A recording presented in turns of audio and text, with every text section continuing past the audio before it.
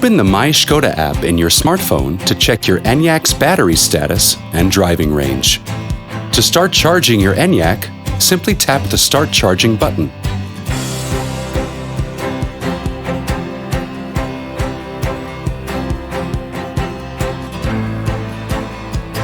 You can set your charge limit and enable or disable the cable lock to prevent it from being stolen when in public.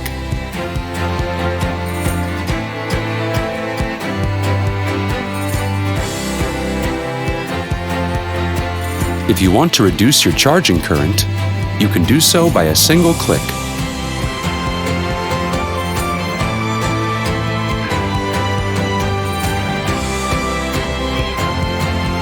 We believe with remote charging you'll enjoy your new Škoda ENYAQ even more. Škoda. Simply clever.